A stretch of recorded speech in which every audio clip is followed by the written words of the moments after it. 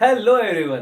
तो जैसा कि मैंने आपसे प्रॉमिस किया था, मैं अब एक नया वीडियो लेकर के आया हूं जिसमें आपको मोलारिटी, नॉर्मेलिटी और मोलालिटी बताऊंगा। So let's not waste time and get started.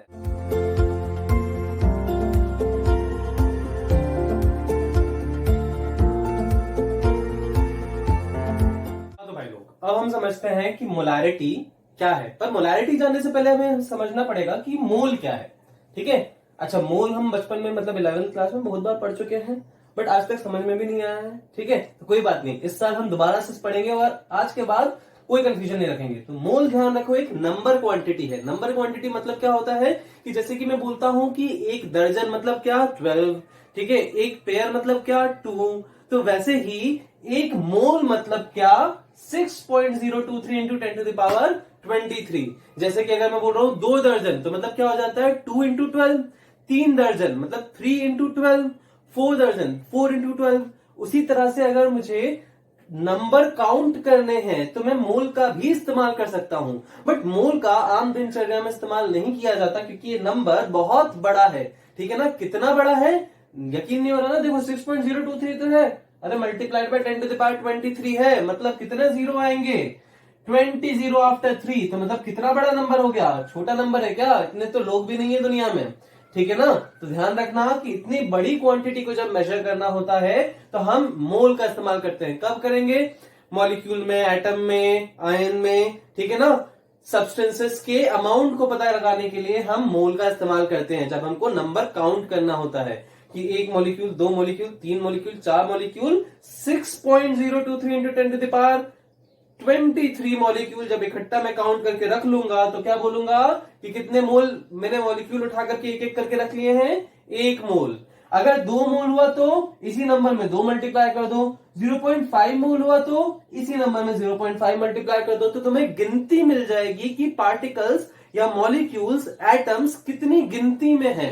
ठीक है, समझ में आ रही बात? तो गिनती करने के लिए हम मोल का इस्तेमाल करते हैं। बट अब यूजुअली हम प्रैक्टिकली तो इस गिनती को कह नहीं सकते ना कि एक एक मॉलिक्यूल उठा करके रख रहे हैं। तो दूसरा तरीका क्या है कि हम मोल का पता लगा सकें? तो दूसरा तरीका है आपका मास। ठीक है, तो आपको अगर क्या कर दिया जाए, मास दे दिया जाए किसी सब्सटेंस का, जैसे कि 20 ग्राम NaOH आपको दे दिया गया है, तो बताओ उसमें गिनती करके कितने मॉलिक्यूल्स हैं। तो 20 ग्राम NaOH में तुम गिनती करोगे क्या? नहीं ना। तो मैं तरीका बता रहा हूं। उसी तरह से अगर बोल दिया 196 ग्राम H2SO4 है, तो उसमें बताओ कि कितने मोल हैं गिनती करके। तो गिनती नहीं करोगे, मास की मदद से बताओगे। तो देखो क्या करते हैं हम, देखो given mass upon molar mass करेंगे। मोलर मास तो बचपन से पढ़ते हुए आ रहे हैं भाई साहब, मोलर मास पढ़ते हुए आ रहे हैं कि हर एक एटम का अपना एक क्या होता है, एटॉमिक मास होता है। उसी तरह से उसका क्या निकाल सकते हैं हम, मोलर मास निकाल सकते हैं। ठीक है, तो मोलर मास नहीं सिखाने वाला हूं, बचपन में है 9th क्लास में, तो जरा सा पन्ना पलटो और 9th क्लास का सीख लो। अरे इजी है। देखो चलो मैं ये भी बताता हूं। NaOH, Na का कितना है 23, ऑक्सीजन का कितना है 16, H का कितना है 1। जोड़ो 23 प्लस 16 प्लस 1, जो हमने मास नंबर पढ़े हुए हैं ना, उन्हीं को ऐड कर रहा हूं मैं। 23 प्लस 16 प्लस 1 कितना हो गया 40। तो यहां पे क्या लिखोगे 40 ग्राम। मोलर मास क्या हो गया उसका 40 ग्राम। H2SO4 कैसे, 2 टाइम्स हाइड्रोजन है तो 2 इंटू 1। सल्फर का कितना होता है 32।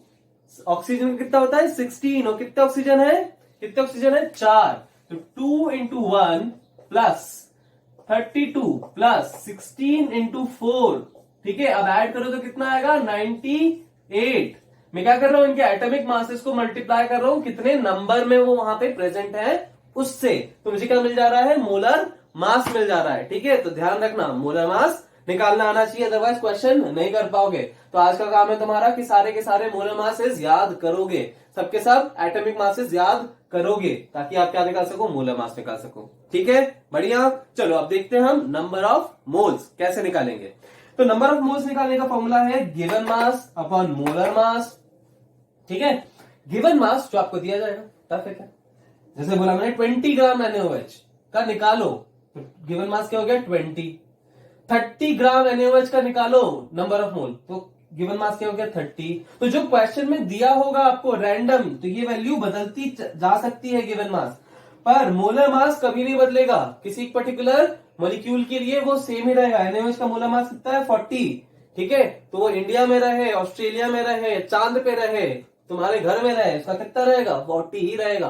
ध्यान में आ रही बात। चलो तो क्या करना है मुझे नंबर ऑफ मोल निकालने के लिए, गिवन मास यानी कि 20, मोलर मास यानी कि 40 रख देना है, तो आंसर क्या आ जाएगा 0.5। इसी तरह से चलो 196 ग्राम H2SO4 तुमको प्रोवाइड कर दिया, इसमें गिनती करके बताओ जरा कैसे निकालोगे। तो गिवन मास हो गया 196 ग्राम अपॉन उसका मोलर मास करेंगे, H2SO4 का मोलर मास क्या निकालता हमने 98, क्या आ गया 196 अपॉन 98, 2 मोल आ गया। 126 ग्राम HNO3 अगर आपको दे दिया तो उसका नंबर ऑफ मोल निकालो कितना है। तो नंबर ऑफ मोल कैसे निकालते हैं, गिवन मास अपॉन मोलर मास, गिवन मास अपॉन मोलर मास। 63 होता है मोलर मास किसका, HNO3 का। इसी तरह से काउंट करते हैं HNO3 के लिए भी, ठीक है। तो 126 अपॉन 63 कितना आ गया 2 मोल। 50 ग्राम कैल्शियम कार्बोनेट, ठीक है। तो ध्यान रखना अगर आपको नंबर ऑफ मोल निकालना है तो आपको दो चीजें चाहिए, गिवन मास चाहिए, मोलर मास चाहिए। हो सकता है वो आपको मोलर मास ना दे, पर आपको नाम अगर पता है कि सॉल्यूट का नाम क्या है तो आप नाम से क्या निकाल सकते हो, मॉलिक्यूलर फॉर्मूला, मॉलिक्यूलर फॉर्मूले से क्या निकाल सकते हो, मोलर मास। निकाला तो अभी मोलर मास, ठीक है। वैसे ही तो गिवन मास दिया है 50, मोलर मास कैल्शियम कार्बोनेट का हमको पता है 100, 50 अपॉन 100 1/2 मोल। आज के बाद आपको गिवन मास दिया जाएगा, आप मोलर मास निकाल करके नंबर ऑफ मोल निकाल लोगे, कोई दिक्कत। चलो आगे बढ़ते हैं। अब आते हैं हम मोलारिटी पे। मोलारिटी होता है number of moles upon volume of solution in litres, ठीक है। ध्यान रखना इन लीटर्स। तो ऊपर क्या है नंबर ऑफ मोल है किसका, मेरा सॉल्यूट का। भाई साहब हम अभी तक क्या पढ़ते हुए आ रहे हैं, परसेंटेज में देखो ऊपर क्या था सॉल्यूट, नीचे क्या था सॉल्यूशन। स्ट्रेंथ में ऊपर क्या था सॉल्यूट, नीचे क्या था सॉल्यूशन। मोलारिटी में भी ऊपर क्या है सॉल्यूट, नीचे क्या है सॉल्यूशन। ये क्या है, रेशियोज ही तो चलते आ रहे हैं ना। तो अब बस अमाउंट अलग अलग तरह से रिप्रेजेंट कर रहे हैं। Number of moles of solute upon volume of solution कर दिया है। चलो तो ऊपर क्या है मोल, नीचे क्या है लीटर। तो यूनिट क्या हो गई, मोलारिटी की यूनिट हो गई मोल पर लीटर। तो चलो क्वेश्चंस देखते हैं हम किस तरह से बोलेंगे ये लोग क्वेश्चंस को। बेसिक्स अगर क्लियर है तो क्वेश्चन बहुत आसानी से हो जाएंगे। तो पहला क्वेश्चन अगर मैं ये बोल दूं कि find molarity of, find molarity of, M से डिनोट कर रहा हूं 20 ग्राम एक्वस, या फिर ऐसा बोलते रहा हूं 20 ग्राम NaOH इन 250 ml solution, 250 ml solution. Molarity निकालना है सबसे पहले, N अपॉन V होना चाहिए मेरे पास में। V मतलब वॉल्यूम ऑफ सॉल्यूशन, N मतलब number of solute, number of mole of solute. Volume of solution कितना दिया है 250 दिया हुआ है, 250 वॉल्यूम ऑफ सॉल्यूशन 250। पर ये किसमें चाहिए मुझे, लीटर्स में। ध्यान से लीटर्स में चाहिए तो अपॉन क्या करूंगा 1000 करूंगा। जब भी ml से लीटर में कन्वर्ट करना हो, ml से लीटर में कन्वर्ट करना हो तो अपॉन क्या करेंगे 1000 करेंगे, ठीक है। चलो number of mole, number of मोल कैसे निकालेंगे, अगर गिवन मास दिया हो तो नंबर ऑफ मोल कैसे निकालते हैं, गिवन मास अपॉन मोलर मास, गिवन मास अपॉन मोलर मास। गिवन मास है 20 और NaOH का मोलर मास अभी अभी बोला था मैंने कितना 40। NaOH का मोलर मास कितना हो गया 40। चलो कितना आ जाएगा इसका सॉल्यूशन 1/2। अरे 20 2 जा 40, 1/2। 250 का पहाड़ा आता है ना अपन को, ये हो जाएगा 1/4, ठीक है। पहाड़ा नहीं पढ़ना रे, क्या करना है 25 से 100 को कटा तो कितना हो गया 1/4। चलो इसको सॉल्व कर दो तो आंसर आ गया 2, आंसर आ गया 2। पर माय डियर फ्रेंड्स इतना इजी सवाल नहीं आएगा, पर बेसिक यही है, हर सवाल में यही करना होगा। क्या करना होगा, आपको किसी तरह से number of mole find out करना है, किसी तरह से वॉल्यूम फाइंड आउट करना है, number of mole upon volume कर देना है। पर डायरेक्ट आपको कभी भी नंबर ऑफ मोल और वॉल्यूम दिया नहीं जाएगा, आपको इनडायरेक्टली दिया जाएगा। तो देखो जरा इनडायरेक्टली कैसे देते हैं वो लोग, ठीक है। वो अलग अलग इंफॉर्मेशन देंगे और आपको पूछ लेंगे। जैसे अगला क्वेश्चन जो है उसमें देखो उन्होंने बोला है फाइंड, भाई question find molarity of 20% weight by volume NaOH solution, बात आ गई, फिर से इस्तेमाल हो गया, मैंने बोला था ना हर जगह इस्तेमाल होगा। ठीक है, चलो तो 20% NaOH, तो पहले तो मुझे मोलारिटी निकालने को बोला तो N/V चाहिए। उल्टा सोचना शुरू करो, मैं सोचने का तरीका बता रहा हूं। क्या करोगे, उल्टा सोचना शुरू करो। सबसे पहले क्या करो, जो चीज निकालनी है उसका फॉर्मूला लिख लो। तो मोलारिटी निकालनी है, क्या है फॉर्मूला, N/V। अब ढूंढो जो इंफॉर्मेशन दी गई है उसकी मदद से मैं N और V कैसे निकाल सकता हूं। तो N निकालने के लिए मुझे जो चाहिए वो है गिवन मास। ठीक है, किसका, सॉल्यूट का। वॉल्यूम चाहिए मुझे, मास चाहिए और वॉल्यूम चाहिए। चलो 20% को इंटरप्रेट करो जरा। अरे मेरे दोस्तों 20% को इंटरप्रेट करना आता है कि नहीं आता है, अभी तो सिखाया था मैंने। क्या करना है, 20 ग्राम NaOH, सॉल्यूट है ना तो डायरेक्ट बोल दूं 20 ग्राम NaOH इन 100 ml सॉल्यूशन। ग्राम और ml कैसे ले लिया बताया था मैंने। ऊपर क्या है सॉल्यूट, नीचे क्या है सॉल्यूशन। ऊपर क्या है मास, नीचे क्या है सॉल्यूट का मास अपॉन सॉल्यूशन का वॉल्यूम। सॉल्यूट का मास अपॉन सॉल्यूशन का वॉल्यूम। तो मास है इसलिए 20 ग्राम कर दिया। ठीक है, इन 100 ml सॉल्यूशन। मैं पढ़ा चुका हूं, पिछला आप पोर्शन रिवाइंड करके देख लो। ठीक है, चलो तो मेरे पास में मास भी आ गया, मेरे पास में वॉल्यूम भी आ गया, यही तो चाहिए था। नंबर ऑफ मोल निकालो फटाक से, तो 20/40। वॉल्यूम निकालो फटाक से, वॉल्यूम 100 ml है तो लीटर्स में कन्वर्ट कर लो, तो 100/1000। एन की वैल्यू यहां रखो, वी की वैल्यू यहां रखो। आपका आंसर हाथ में है तो रखो जल्दी जल्दी। 20/40/100/1000 है ना, 100/1000 इसको सॉल्व कर दोगे, आंसर आ जाएगा आपका 5/2। ठीक है, 1 सेकेंड 5 आंसर आ जाएगा। ठीक है, अरे रटा नहीं है यार, कैलकुलेट कर रहा हूं दिमाग में। ठीक है, चलो 1/2 इधर गया, 10 ऊपर चला जाएगा।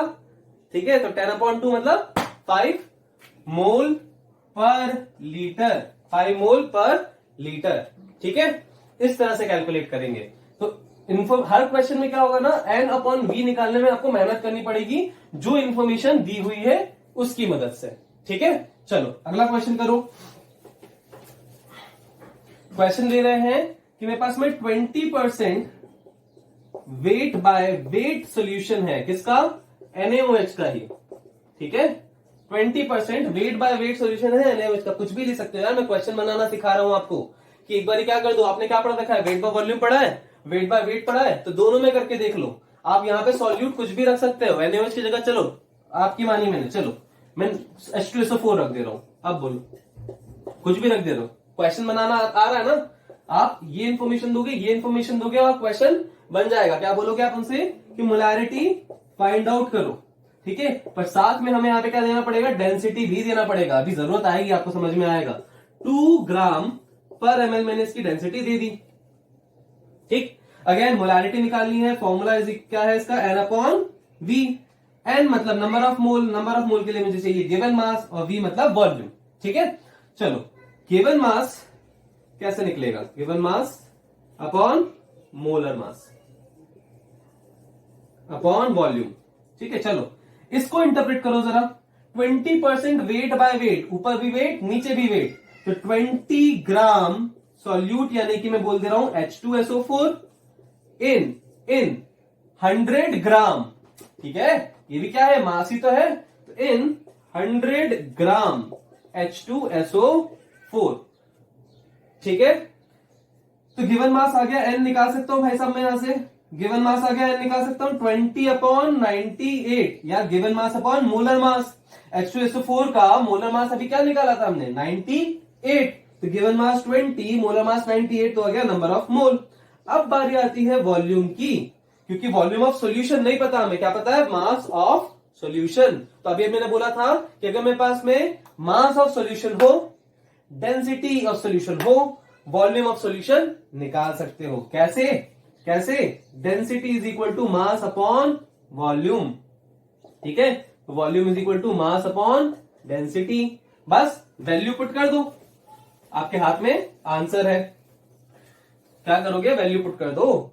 क्या, V is equal to mass कितना है 100 अपॉन डेंसिटी कितनी है डेंसिटी कितनी है 2, ठीक है, डेंसिटी कितनी 2, हो गया 50 ml। ml में है, ml में पसंद नहीं आता भाई साहब हमको, किसमें चाहिए लीटर में, लीटर में, तो लीटर में करने के लिए अपॉन 1000, ठीक है, इस वैल्यू को उठा करके रखना है अभी हमें। अब molarity is equal to N, N upon V, N कितना निकाला अभी हमने 20/98, 20/98 अपॉन वॉल्यूम, वॉल्यूम कितना है 50/1000। इसको सॉल्व कर दो, आपका आंसर हाथ में आ जाएगा, ठीक, इसको कैलकुलेट करके सॉल्व कर दो। यूनिट क्या लिखोगे भाई साहब, यूनिट क्या लिखोगे, मोल, मोल पर लीटर, यूनिट क्या लिखोगे, मोल पर लीटर, ठीक है। तो इस तरह के सवाल आपको सॉल्व करने होंगे। फाइन, कोई दिक्कत नहीं आता। ये मैंने कन्वर्जन सीखा परसेंटेज से मोलारिटी में कन्वर्जन, वेट बाय वेट दिया हो या वेट बाय वॉल्यूम दिया हो, ठीक है। अगर आपको स्ट्रेंथ दी हो और मोलारिटी निकालनी हो तो क्या करोगे, स्ट्रेंथ दी हो और मोलारिटी निकालनी हो, स्ट्रेंथ दी हो मोलारिटी कैसे, फाइंड मोलारिटी ऑफ, अगर स्ट्रेंथ है 20 ग्राम पर लीटर, 20 ग्राम पर लीटर, किसका, ऑफ कैल्शियम कार्बोनेट।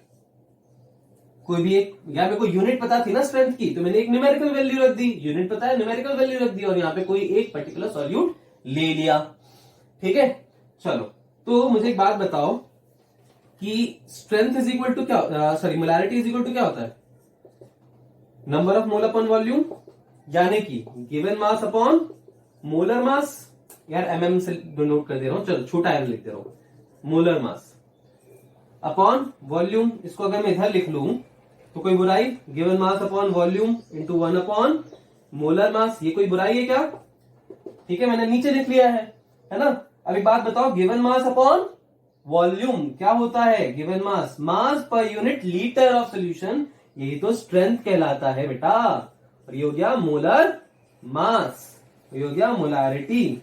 तो इसका मतलब अगर स्ट्रेंथ पता है तो उसको किससे डिवाइड कर दो, उस सब्सटेंस के मोलर मास से डिवाइड कर दो, आपको क्या मिल जाएगी, मोलारिटी मिल जाएगी। कोई जद्दोजहद नहीं करनी है, कोई जद्दोजहद नहीं करनी है, स्ट्रेंथ पता है, मोलारिटी मोलर मास से डिवाइड करो, आपके पास हाथ में क्या आ गई, मोलारिटी, ठीक है, मोलारिटी। स्ट्रेंथ क्या दी हुई है यहाँ पे 20 ग्राम पर एमएल, सॉरी पर लीटर, तो 20 ग्राम पर लीटर अपॉन क्या कर दो, molar mass of calcium carbonate, तो निकाला ही था हमने molar mass of calcium carbonate, कैसे निकाला था कि 40, कैल्शियम का कितना 40, कार्बन का कितना है 12, ऑक्सीजन का कितना है 16, कितने ऑक्सीजन है 3, तो इसका टोटल आ गया 100। इस तरह से मोलर मास निकाला और यहाँ पे रख दिया, मोलारिटी कितनी आ गई 1/5 मोलर, 1/5 मोलर। देखो ग्राम, इसको कैसे लिख सकते थे आप, मोल पर लीटर लिख सकते थे, या फिर मोलर लिख सकते थे, या फिर आप एम लिख सकते थे। ये तीनों ही यूनिट है किसके लिए, मोलारिटी के लिए, तीनों तरीके से बोला जाता है मोलारिटी के लिए। तो क्वेश्चन में अगर मोल पर लीटर ना लिख करके आए और मोलर और एम लिख करके आए तो कंफ्यूज नहीं होने का, ठीक है। केमिकल काइनेटिक्स में इन यूनिट का इस्तेमाल किया गया है, इसलिए मैं बता रहा हूं आपको, है ना, ऐसी चीज है। अब वो हो सकता है कभी कभी मोलारिटी दे तो वो डायरेक्ट इस तरह से ना बोल करके दे, ठीक है, वो क्या बोल सकता है कि इट इज यूनिमोलर या फिर it is semi molar, semi molar, ठीक है, it is decimolar, decimolar, fine, it is pentimolar, ठीक है। तो इनका क्या मतलब होगा, या फिर it is a molar solution, ठीक है, it is a molar solution. तो when they say it is a molar solution, that means the molarity is 1। When they say it is pentimolar solution, that means the molarity is 1/5।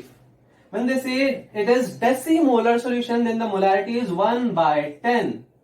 When they say it is semi-molar solution, the molarity is 1/2. M, M, M, M. ठीक है, तो ये कुछ terms है molarity से related जो कि आपको ध्यान में रखने हैं, ठीक है। तो अच्छा एक बात बता मुझे कि अगर आपको स्ट्रेंथ दी होगी तो मोलारिटी तो निकाल लोगे, अगर मोलारिटी दी होगी तो स्ट्रेंथ निकाल लोगे क्या?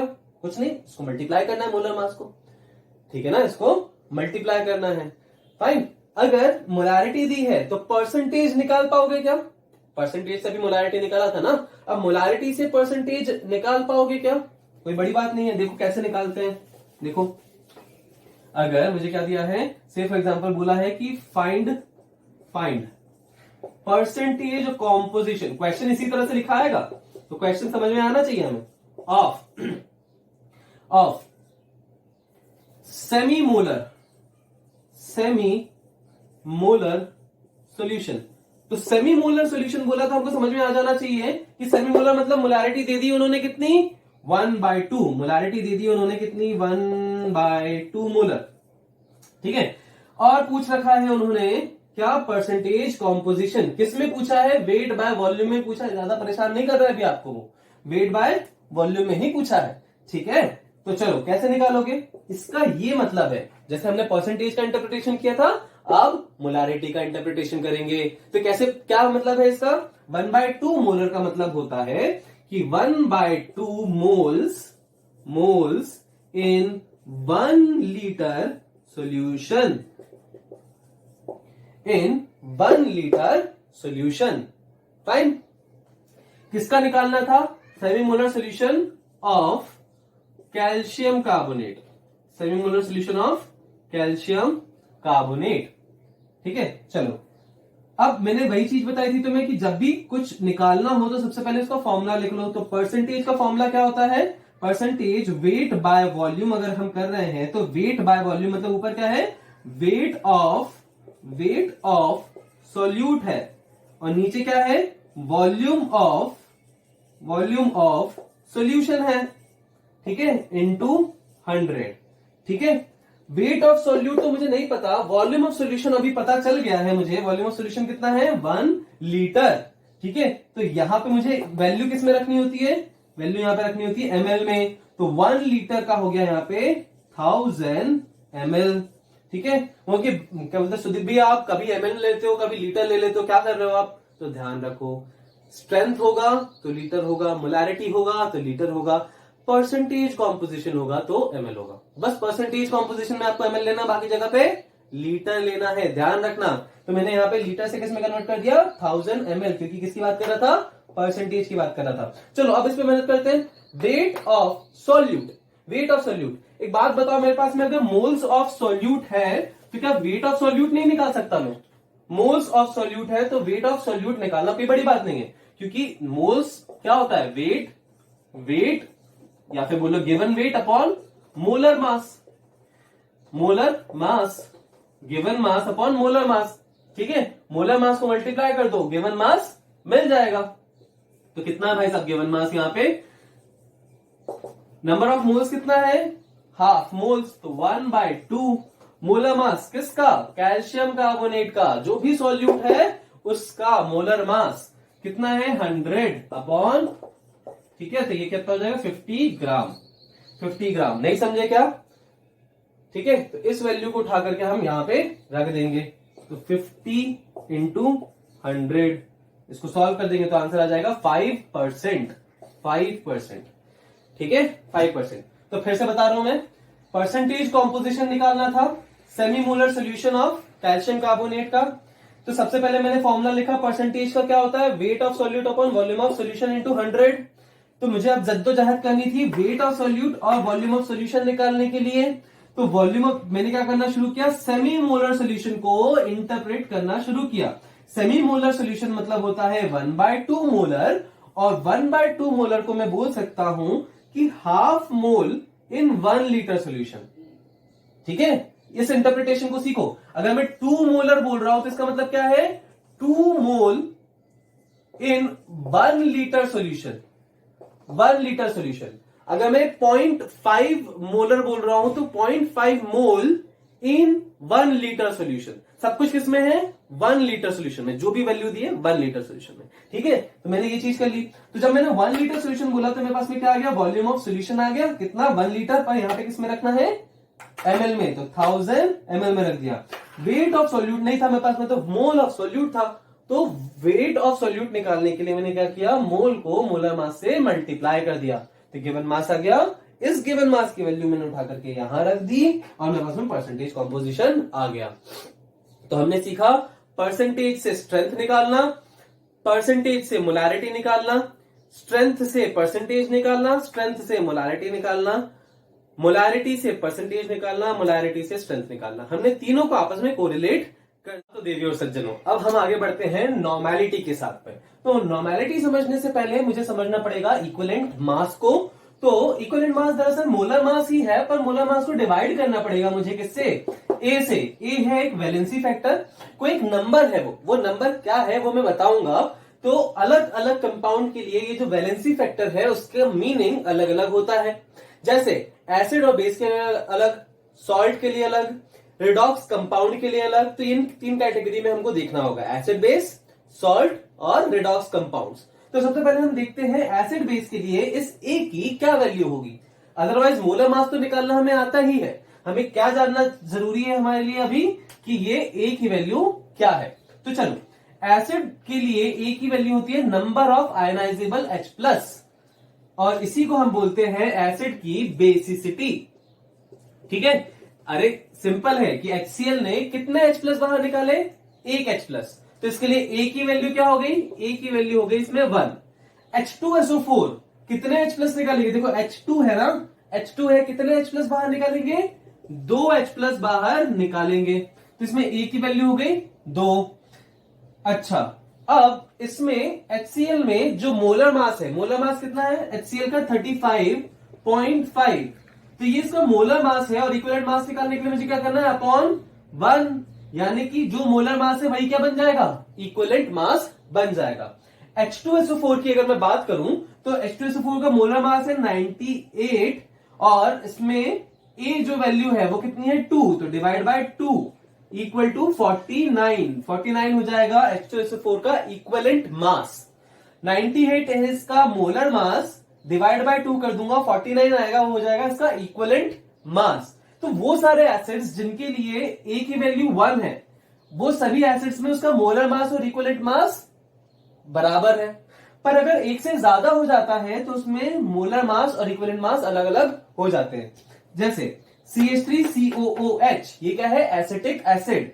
इसमें देखो कितने हाइड्रोजन है, 4 हाइड्रोजन तो दिख रहे हैं, तो 4 होंगे क्या इसका ए का वैल्यू, नहीं, ध्यान रखना, ये गड़बड़ कर देते हो आप लोग। देखो 4, यहाँ पे 1 हाइड्रोजन तो 1 हो गया, 2 हाइड्रोजन तो 2 हो गया। तो ऐसे दिमाग में बैठा लेते हैं लोग कि 4 हाइड्रोजन तो मतलब इसका ए वैल्यू कितना हो जाएगा, 4। ऐसा नहीं है। हम इक्विलिब्रियम चैप्टर में ये देख चुके हैं कि एसिटिक एसिड जो डिसोसिएट होता है तो कितने H+ बाहर निकालता है, H+ एक ही बाहर निकालता है। इसीलिए मैंने बोला था आयनाइजेबल हाइड्रोजन। ये 3 हाइड्रोजन है तो सही, पर ये आयनाइजेबल नहीं है। तो इसमें ए की वैल्यू कितनी होगी, केवल 1।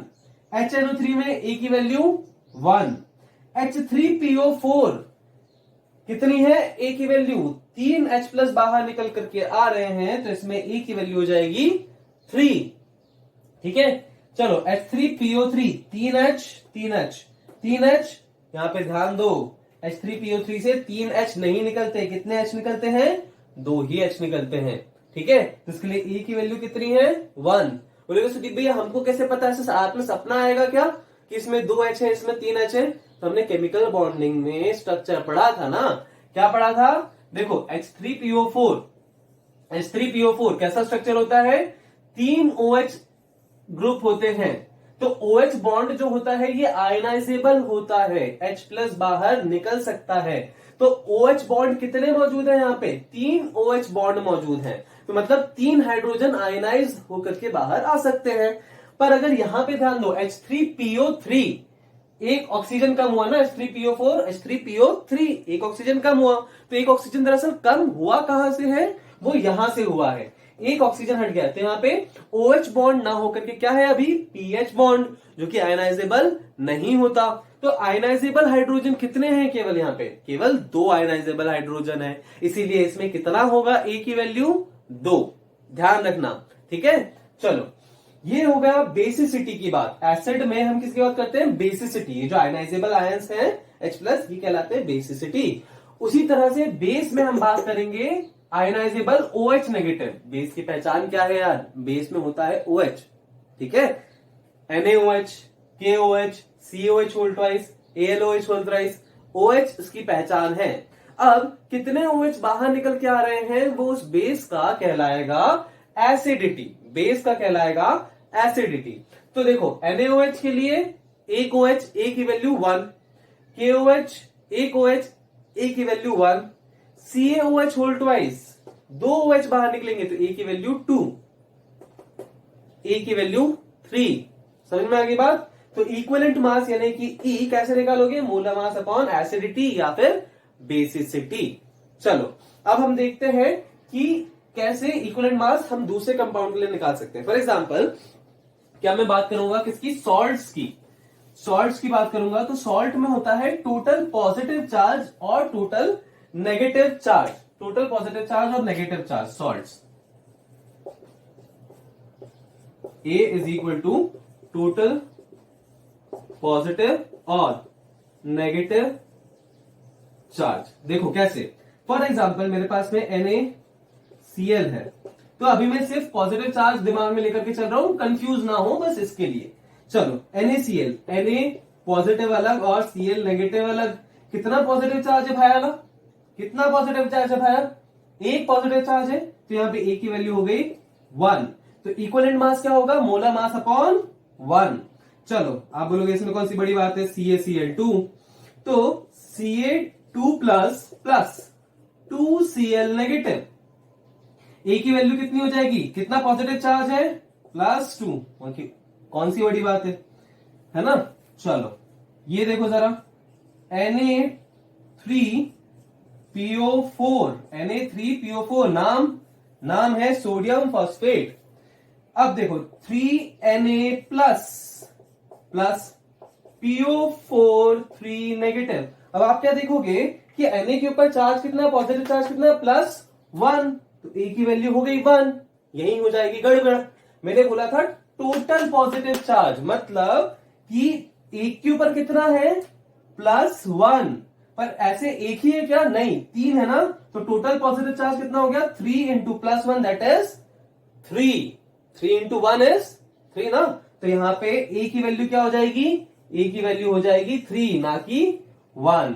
ऐसे ही कंफ्यूज होते हैं, इसलिए मैं बता रहा हूं टोटल पॉजिटिव चार्ज निकालना है तुम्हें, तो क्या करना है? यहां पे जो भी आया ना नंबर, उसको चार्ज से मल्टीप्लाई जरूर करना, 3 इंटू 1। ठीक है, चलो नहीं समझ में आया, चलो इसी तरह का एक और कर डालो, एक और कर डालो फटाक से। अगर मैं बोल रहा हूं Ca3PO4 होल ट्वाइस, ठीक है, तो यहां पे कैल्शियम कितने हैं? 3 कैल्शियम है, 3 कैल्शियम है। फॉस्फेट कितने हैं? फॉस्फेट है 2, प्लस लगा दिया। कैल्शियम के ऊपर चार्ज कितना है? 2 पॉजिटिव। फॉस्फेट के ऊपर चार्ज कितना है? 3 नेगेटिव। तो चलो टोटल पॉजिटिव चार्ज निकालने के लिए क्या करोगे? इधर जो स्टोइकियोमेट्रिक कोएफिशिएंट है यानी कि 3, उसको मल्टीप्लाई करोगे चार्ज से, यानी कि 3 इंटू 2, तो ये हो जाएगा पॉजिटिव चार्ज 6। आप बोलोगे नेगेटिव चार्ज भी तो देख सकते थे ना भैया, तो बिल्कुल देख सकते थे। क्या करते? यहां पे भी क्या करते? Stoichiometric coefficient multiplied by charge, तो ये क्या हो जाता? -6 +6 और -6। तो मुझे तो सिर्फ मैग्नीट्यूड से मतलब है ना, प्लस माइनस से तो मतलब है नहीं। तो ए की वैल्यू यहां पे क्या आ रही है? ए की वैल्यू आ रही है 6। ठीक है, इसलिए बोल रहा था पॉजिटिव चार्ज ले लो या फिर नेगेटिव चार्ज ले लो, टोटल देखना है मुझे। ठीक है, चलो तो ये तो हो गया आपका भाई साहब किसके लिए? सॉल्ट्स के लिए। लास्ट बचता है रिडॉक्स कंपाउंड्स के लिए। रिडॉक्स कंपाउंड्स में हम ए कैसे निकालेंगे? तो ध्यान रखना, उसको हम रिएक्शन देख करके ही बता पाएंगे, बिना रिएक्शन के हम नहीं बता सकते। जैसे फॉर एग्जांपल कि MnO4 नेगेटिव रिडॉक्स रिएक्शन में कन्वर्ट होता है किसमें? MnO2 में कन्वर्ट होता है। ठीक है, रिडॉक्स रिएक्शन मतलब क्या? कि इलेक्ट्रॉन लूज हो रहा होगा या गेन हो रहा होगा, मतलब दोनों साथ में हो रहा होगा। इलेक्ट्रॉन लॉस होता है तो ऑक्सीडेशन, गेन होता है तो रिडक्शन। अभी उसमें नहीं जाना, बस क्या देखो कि ऑक्सीडेशन स्टेट में कितना चेंज आ रहा है, बढ़ रहा है, घट रहा है, इवन वो नहीं देखना मुझे क्या देखना है? कितना चेंज आ रहा है। तो यहाँ पे Mn की ऑक्सीडेशन स्टेट चेक करो जरा। तो यहाँ पे ऑक्सीडेशन स्टेट कैसे निकालते हैं? Mn की नहीं पता तो मान लो X, ऑक्सीजन की कितनी होती है? -2। कितने ऑक्सीजन है यहाँ पे? 4। क्या किया मैंने? ऑक्सीजन की कितनी होती है -2, कितने ऑक्सीजन है यहाँ पे 4, प्लस कर दिया Mn की ऑक्सीडेशन स्टेट प्लस ऑक्सीजन का चार्ज पूरा टोटल इज इक्वल टू क्या कर दिया मैंने -1। टोटल चार्ज कितना दिख रहा है यहाँ पे भाया, -1 दिख रहा है कि नहीं दिख रहा है, तो मैंने टोटल क्या कर दिया -1 कर दिया। चलो कैलकुलेट करो, इक्वेशन तो सॉल्व करना आती है ना, तो ये हो जाएगा x इज इक्वल टू +7। तो यहाँ पे Mn की जो ऑक्सीडेशन स्टेट है वो +7 है। अब आ जाओ यहाँ पे, Mn का नहीं पता तो मान लो x, ऑक्सीजन का कितना होता है -2, कितने ऑक्सीजन है 2, तो मल्टीप्लाइड बाय 2, इन दोनों को ऐड किया इक्वल टू में कोई चार्ज दिख रहा है क्या भाई, यहाँ पे 0 है ना, तो 0 लिख दो चुपचाप, इक्वल टू करोगे तो क्या हो जाएगा +4, ठीक है, यहाँ पे +4। तो ध्यान देने वाली बात क्या है कि यहाँ पे +7 से +4 में गया हूं, तो कितने का चेंज आया है, चेंज जो आया है दैट इज इक्वल टू 3, और यही हो जाएगा इसके लिए वैलेंसी फैक्टर। समझ में आई बात, यही हो जाएगा इसके लिए वैलेंसी फैक्टर। अब जरूरी नहीं है कि MnO4 इसी तरह से रिएक्ट करे हमेशा, ये रिएक्शन पे डिपेंड करेगा कि ये अपनी ऑक्सीडेशन स्टेट बदल करके कौन सी ऑक्सीडेशन स्टेट में जा रहा है। मान लो जो ऑक्सीडेशन स्टेट, जिस ऑक्सीडेशन स्टेट में फाइनली वो पहुंचा है वो कितनी है, Mn+2 है, Mn+7 से वो पहुंचा है Mn+2 में, तो बताओ फिर क्या होगा, +7 से +2 में गया है, तो यहाँ पे A की वैल्यू कितनी हो जाएगी 5, क्योंकि चेंज कितने का आया है 5, ठीक है। तो इस तरह से हम देखते हैं किसके लिए, ऐसे कंपाउंड जो कि रिडॉक्स रिएक्शन में पार्टिसिपेट कर रहे हैं। तो हमने अभी A वैल्यू निकाली, हमारा मकसद क्या था, इक्विवेलेंट मास निकालना। तो इक्विवेलेंट मास के लिए क्या करोगे, मोलर मास जो तो निकाल सकते हो आप एटॉमिक मासेस को ऐड करके, तो molar mass divided by A value, A value मैंने आपको अभी भी निकालना सिखा दिया। एसिड बेसिस के लिए, सॉल्ट के लिए और रिडॉक्स कंपाउंड्स के लिए इक्विवेलेंट मास अब आप निकाल सकते हो, ठीक है। चलो अब जब इक्विवेलेंट मास निकालना आपको आ गया है, तो अब सीखते हैं कि हम नॉर्मेलिटी कैसे निकालेंगे, ठीक है। तो नॉर्मेलिटी निकालने के लिए मुझे क्या चाहिए, अच्छा कंपेयर करना है ना, कंपेयर करो मोलैरिटी और नॉर्मेलिटी को। मोलैरिटी में हमने क्या पढ़ा था, number of mole upon volume of solution in litre, ये क्या था, नंबर ऑफ मोल्स था, ठीक है, जिसमें गिवन मास अपॉन क्या चल रहा था, मोलर मास चल रहा था, मोल अपॉन वॉल्यूम इन लीटर्स चल रहा था।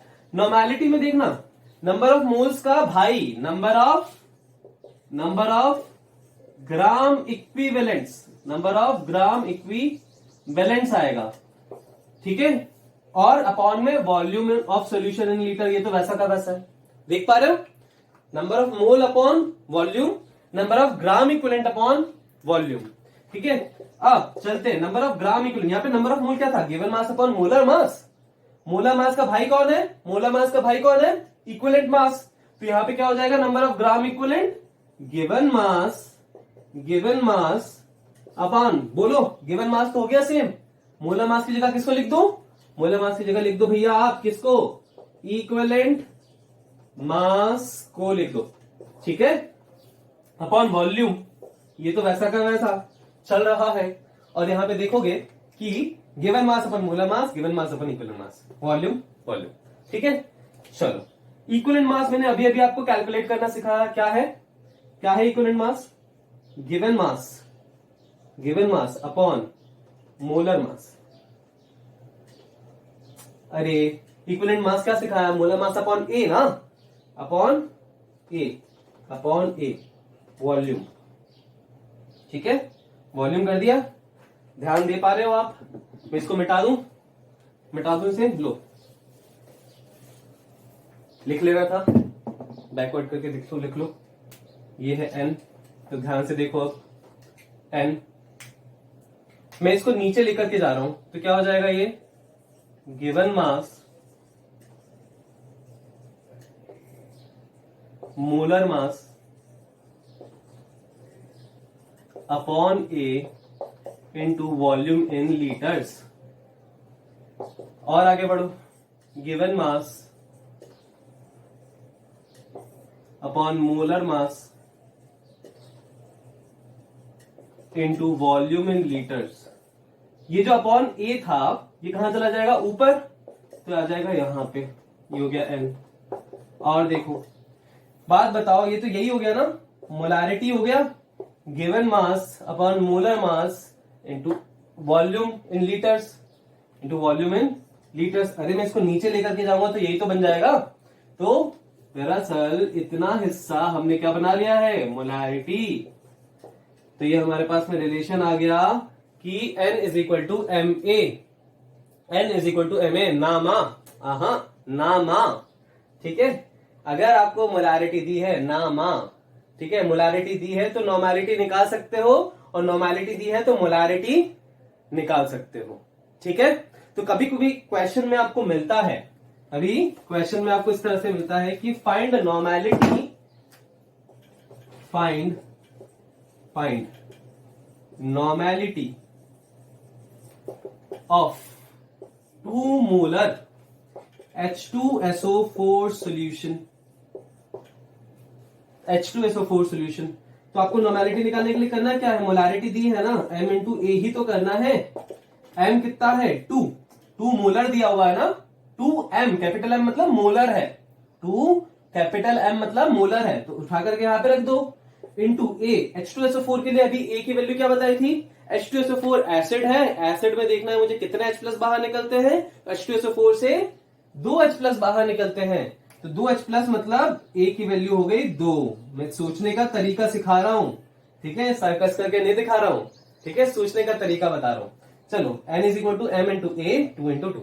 अगर मैं बोलूं कि मेरे पास में 0.5 मोलर H3PO4 है, बताओ नॉर्मेलिटी क्या है, तो क्या करोगे, 0.5 को मल्टीप्लाई कर दोगे H3PO4 के बेसिसिटी से, कितना है बेसिसिटी इसका 3, क्योंकि यहां से कितने H प्लस बाहर निकलते हैं 3, तो ये हो जाएगा 1.5n, 1.5n मतलब नॉर्मल, ठीक है, 1.5n मतलब नॉर्मल, ठीक है। ये इसकी क्या बन गई, यूनिट बन गई। अगर आपको बोला जाए कि निकालो फाइंड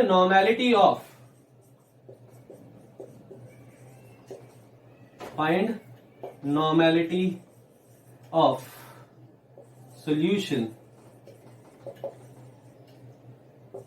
containing 20% H2SO4 solution, ठीक है, H2SO4 20% H2SO4 है, और ये क्या है, वेट बाय वॉल्यूम है, हमेशा बताना पड़ेगा, अगर नहीं बताया है तो मान करके चलो वेट बाय वॉल्यूम है, ठीक है। तो 20% weight by volume H2SO4 solution है, नॉर्मेलिटी बताओ। तो यार मैंने एक चीज सीखी थी, मोलारिटी कैसे निकालते हैं अगर परसेंटेज गिवन हो तो, ठीक है ना, परसेंटेज गिवन हो तो मोलारिटी कैसे निकालते हैं, और एक बार मोलारिटी आ गई तो नॉर्मेलिटी तो निकाल सकता हूं, मुझे बार बार सीखने की तो जरूरत नहीं है ना, पक्का। मोलारिटी कैसे निकालते हो बताओ, given mass upon molar mass into volume इन लीटर्स। चलो, तो परसेंटेज जब दिया है 20% H2SO4 है, और ये कैसा है, गिवन मास अपॉन वॉल्यूम है, मास बाय वॉल्यूम है, तो इसको इंटरप्रेट करना आता है हमको। 20% मास बाय वॉल्यूम मतलब 20 ग्राम H2SO4 है, 20 ग्राम H2SO4 है, ठीक है, क्योंकि ऊपर क्या दिया है, मास दिया है, इन 100 ml सॉल्यूशन। ये लो गिवन मास आ गया, मोलर मास H2SO4 का हमें पता होता है कितना, 98, ठीक है, गिवन मास आ गया 20, मोलर मास हमको पता होता है 98, वॉल्यूम ऑफ सॉल्यूशन कितना है 100, पर किसमें रखना है, लीटर्स में, तो इसको सॉल्व कर दो, आपके पास में आंसर आ जाएगा, ठीक है। तो 1/49 मोलर, ये आ गई किसकी मोलारिटी आ गई इस सॉल्यूशन की। नॉर्मेलिटी कैसे निकालोगे, नॉर्मेलिटी इस फॉर्मूले से निकाल लोगे, ठीक है। क्या मल्टीप्लाई करोगे इस मोलारिटी में, क्या मल्टीप्लाई करोगे H2SO4 में, H2SO4 का कितना होता है 2 होता है, तो इसमें क्या मल्टीप्लाई करोगे 2, तो नॉर्मेलिटी आ जाएगी, ठीक है सज्जनों। अभी तक हमने मोलारिटी और नॉर्मेलिटी के क्वेश्चंस देखे हैं और वो क्या होती है उनके बारे में जाना है। अब आने वाले वीडियो में हम मोलालिटी, मोल फ्रैक्शन और पार्ट्स पर मिलियन पढ़ के उन पे बेस्ड क्वेश्चंस करके इन कंसंट्रेशन टर्म्स को वाइंड अप करेंगे, ठीक है। और इसके अलावा जैसे कि मैंने आपको बताया था कि मैं एक इंपॉर्टेंट क्वेश्चंस की सीरीज लेकर के आने वाला हूं, तो स्टे ट्यून अप। और मुझे हर बुधवार और हर शुक्रवार आप मेरे इस चैनल को विजिट कर सकते हैं और मैं इन 2 दिनों में अपने नए नए वीडियोस आपके लिए लेकर के आता रहूंगा। So thank you and thank you for supporting again.